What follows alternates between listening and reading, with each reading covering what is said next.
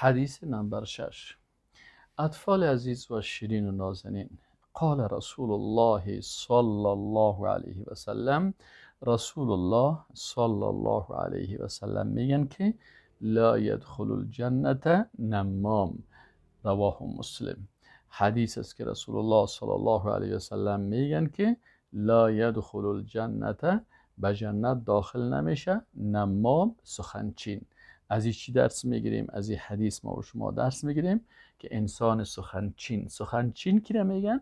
نمام یا سخنچین کسی است که مثلا وقتی از یک کس یک کلمه گپ شنید، باز این میره بر جانب مقابل میرسانه. مثلا یک نفر یک کلمه گفت درباره یک کسی، شاید غیبتش کرد. اول خوی باید غیبت از را گوش نمیکرد و بر از او نصیحت میکرد که تو باید غیبت نکنی و بدگویی کسی را نگویی.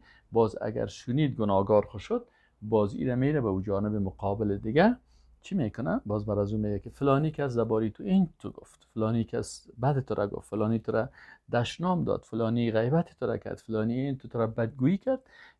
اینی را چی میگن؟ سخنچین میگن. یعنی سخن یک نفره به کسی دیگه میبره. و این جزای چی از گناهی چی از کسی که کار میکنه سخن یک کس به کسی دیگه میبره و با سبب میشه که اونا باز بین هم بدبین شون و حتی جنگ بکنن. بنابراین این انسان سخنچین رسول الله صلی الله علیه و سلم میگه که جزایش اینمی است که در جنت داخل نمیشه.